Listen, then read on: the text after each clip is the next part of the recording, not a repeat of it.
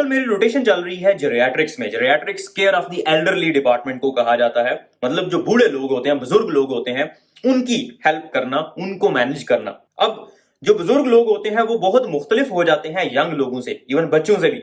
उसकी वजह यह है कि उनका जिस्म उस तरह से काम नहीं कर रहा होता जिस तरह एक नॉर्मल बंदे का जिस्म काम कर रहा होता है। जब आपकी उम्र 70 साल से ऊपर जाती है तो आपके जिस्म के जितने भी हिस्से हैं वो सारे प्रॉपर काम नहीं कर रहे होते, बल्कि वो समझे कि 20%, 30%, अक्सर लोगों के 50 से 60% उनके जिस्म के हिस्से काम करना छोड़ चुके होते हैं। इसलिए वो एक रिजर्व पे काम कर रहे होते हैं। उन लोगों की केयर करना बहुत मुख्तलिफ होता है और कुछ एक्स्ट्रा केयर चाहिए होती है उन लोगों को as compare to young people. इसीलिए इसको एक अलग ब्रांच बना दिया गया है, एक अलग स्पेशलिटी बना दिया गया है जिसको जेरियाट्रिक्स कहते हैं। मतलब बुजुर्ग लोगों की, एल्डरली लोगों की केयर करना, उन लोगों को मैनेज करना। कुछ चीजें, क्योंकि मैं वहां पे काम कर रहा हूं इसलिए मेरे माइंड में कुछ ऐसी चीजें हैं जो मैं आप लोगों को बताना चाहता हूं, ताकि अगर आपके घर में कोई भी बुजुर्ग बंदा है या आप खुद बुजुर्ग हैं तो आपको एटलीस्ट इतना पता हो कि कौन सी प्रॉब्लम किस वजह से हो रही है और इसको कैसे टैकल करना है। पहले नंबर पे कंफ्यूजन है। कंफ्यूजन का मतलब ये कि आपका जहन ठीक तरह से काम नहीं करता, जिसको आम जुबान में सठिया जाना कहते हैं। मतलब आप जो बात कर रहे होते हैं वो बिल्कुल भी सेंस नहीं कर रही होती, सेंस नहीं बना रही होती। जैसे बहुत सारे बुजुर्गों में आपने देखा होगा वो पुराने जमाने की बात कर रहे होते हैं, लेकिन उनको ऐसे लग रहा होता है जैसे ये अभी पुराना जमाना ही चल रहा है। जैसे अभी 2023 चल रहा है तो वो शायद 1971 की कोई बात बता रहे हो और उन्हें ऐसे लग रहा हो कि ये 1971 ही है। तो ये कंफ्यूजन कहलाती है। इसे कहते हैं कि बंदा कंफ्यूज है। अब कंफ्यूजन की क्या वजूहात हो सकती हैं बुजुर्गों में? नंबर 1 पे इन्फेक्शन होता है। बुजुर्गों में कोई ना कोई इन्फेक्शन होगा जिसकी वजह से उनको कंफ्यूजन हो गई है। अगर आप नोट करें कि आपके इर्द गिर्द जो भी कोई बुजुर्ग बंदा है वो कंफ्यूज हो गया एकदम से, तो उसको फौरी तौर पे हॉस्पिटल लेके जाना बहुत जरूरी होता है। क्योंकि कंफ्यूजन की वजह सिर्फ इन्फेक्शन नहीं है, इन्फेक्शन के अलावा और भी बहुत सारी चीजें हैं जो कंफ्यूजन कर सकती हैं बुजुर्गों में। अक्सर औकात उनके इलेक्ट्रोलाइट इम्बैलेंस होता है, मतलब खून के अंदर जो नमकियात वगैरह होती हैं वो डिस्टर्ब हो जाती हैं और उसकी वजह से भी कंफ्यूजन हो जाती है। बाज औकात सर में कोई चोट आती है, बहुत हल्की सी चोट भी आ जाए, क्योंकि उनकी जो खून की नालियां हैं वो उस तरह से स्टेबल नहीं होती, तो वो खून की नालियां, छोटी नालियां होती हैं, वो फट भी सकती हैं। उसकी वजह से दिमाग के अंदर भी ब्लीडिंग हो सकती है, ये बहुत कॉमन होती है। तो इस चीज को रूल आउट करना होता है, इन्फेक्शन को रूल आउट करना होता है, नमकियात की कमी या ज्यादती उसको नोट करना होता है। इसलिए बहुत जरूरी होता है कि अगर कोई बंदा एकदम से कंफ्यूज हो जाए उसको हॉस्पिटल लेके जाएं, ताकि उसकी इन्वेस्टिगेशन हों और फिर पता चले कि इसकी कंफ्यूजन किस वजह से है। अब बुजुर्गों के अंदर, एल्डरली लोगों के अंदर किस वजह से इन्फेक्शन होते हैं? दो मेन चीजें हैं। इन्फेक्शन वैसे तो किसी भी चीज का हो सकता है, किसी भी हिस्से का हो सकता है, लेकिन दो मेन ऑर्गन्स हैं जिनमें इन्फेक्शन होते हैं। एक है चेस्ट, सीने के अंदर इन्फेक्शन हो जाता है, फेफड़ों के अंदर इन्फेक्शन हो जाता है जिसको निमोनिया कहते हैं, ये बहुत कॉमन है एल्डरली पीपल में।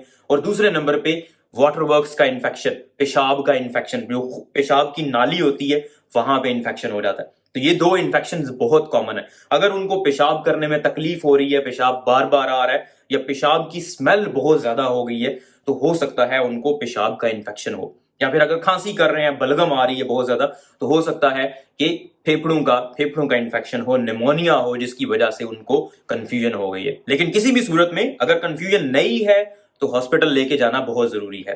दूसरे नंबर पे कंफ्यूजन की वजह डिमेंशिया भी होता है।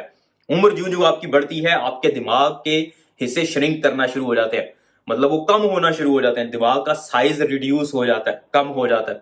उसकी वजह से डिमेंशिया हो जाता है। डिमेंशिया भूलने की बीमारी होती है और ये नॉर्मल होती है ओल्ड एज पीपल में आहिस्ता आहिस्ता, क्योंकि दिमाग उनका उस तरह से फंक्शन नहीं कर रहा, उनको चीजें भूलना शुरू हो जाती हैं और वो कंफ्यूज हो जाते हैं। तो ये वजह हो सकती है, लेकिन इसके लिए पहले डायग्नोसिस बनाना जरूरी होता है। अगर एक बंदा वो पहले बिल्कुल ठीक था और एकदम से उसको कंफ्यूजन हो गई है, तो सबसे पहले आप ये नहीं सोचेंगे कि इसको डिमेंशिया हो गया, इसके दिमाग का साइज रिड्यूस हो गया, बल्कि कोई और वजह पहले तलाश करेंगे। इन्फेक्शंस और जो अक्यूट चीजें हैं उनको पहले रूल आउट किया जाता है, उसके बाद डिमेंशिया की तरफ जाया जाता है। लेकिन ये बहुत कॉमन है। और डिमेंशिया के जो लोग होते हैं जिनको यादाश्त की प्रॉब्लम हो जाती है बड़ी उम्र में जाके, उन लोगों के साथ एक्स्ट्रा केयर करना बहुत जरूरी होता है। क्योंकि अगर आप उनके डिमेंशिया को रिकॉग्नाइज नहीं करेंगे, उनकी रिस्पेक्ट नहीं करेंगे, तो वो और वर्स होता जाएगा। इसलिए वो जो भी काम कर रहे होते हैं, फॉर एग्जाम्पल बहुत सारे मरीज हमने देखे हैं यहाँ पे हमारे हॉस्पिटल के अंदर जो आते हैं, वो हम उनको रोकते नहीं है किसी काम से। फॉर एग्जाम्पल वो हॉस्पिटल में एडमिट है, लेकिन उन्हें लगता नहीं है कि वो हॉस्पिटल में है, उन्हें लगता है कि शायद वो घर में है या किसी ट्रेन स्टेशन पे है या किसी बस स्टेशन पे है।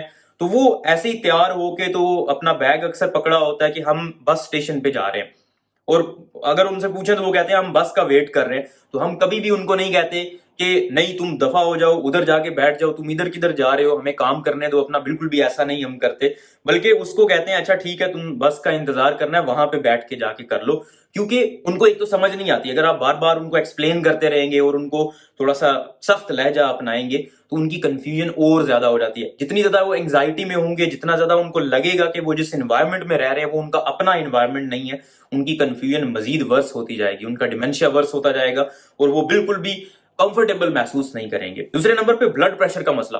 जो बुजुर्ग लोग हैं इनमें ब्लड प्रेशर का मसला बहुत ज्यादा होता है। ब्लड प्रेशर ज्यादा भी बहुत होता है इनमें और कम भी बहुत ज्यादा होता है। एक टर्म होती है जिसको ऑर्थोस्टैटिक हाइपोटेंशन कहते हैं। ऑर्थोस्टैटिक हाइपोटेंशन का मतलब ये है कि ब्लड प्रेशर जो ही वो अपनी पोजीशन चेंज करते हैं, मतलब अगर वो लेटे हुए एकदम से बैठ जाते हैं या खड़े होते हैं तो उनको सर चकराना शुरू हो जाता है और उनको चक्कर आ जाते हैं और अक्सर औकात गिर जाते हैं। वो इसको ऑर्थोस्टैटिक हाइपोटेंशन कहते हैं या पोस्चरल हाइपोटेंशन कहते हैं। इसका इलाज भी बहुत जरूरी होता है।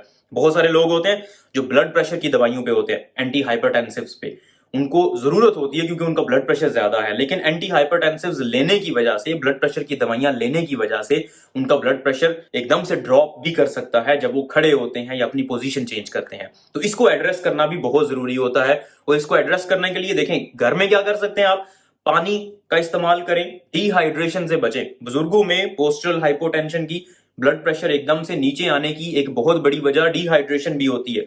मतलब उनमें पानी की कमी होती है क्योंकि वो अपनी खुराक उस तरह से नहीं ले सकते जिस तरह नॉर्मल बंदे लेते हैं। इसलिए उनको ज्यादा से ज्यादा खाने और पीने की ऑफर करें, जितना वो खा सकते हैं पी सकते हैं, क्योंकि पानी अगर कम होगा उसकी वजह से ब्लड प्रेशर का मसला हो सकता है। हाँ, अगर वो ब्लड प्रेशर की बहुत ज्यादा दवाइयों पे हैं तो डॉक्टर के पास जाना डेफिनेटली बहुत जरूरी है, ताकि डॉक्टर इवेल्युएट करे क्या उन दवाइयों की जरूरत है या नहीं है, और अगर नहीं है तो उन दवाइयों को बंद कर दिया जाए और ब्लड प्रेशर को फिर मॉनिटर किया जाए। और भी बहुत सारी चीजें हैं जेरियाट्रिक्स के अंदर, लेकिन ये दो मेन चीजें थी जो मैंने समझा कि आप लोगों को मैं बता दूं। इंशाल्लाह और भी वीडियोस इस पे मैं बनाऊंगा, जेरियाट्रिक्स पे, केयर ऑफ द एल्डरली पे, कि बुजुर्गों की खिदमत कैसे करनी है और उनका ख्याल कैसे रखना है। अपना ख्याल रखें, इस वीडियो को लाइक करें, इस चैनल को सब्सक्राइब करें ताकि इस तरह की मजीद इंफॉर्मेटिव वीडियोस हम आप तक पहुंचाते रहें।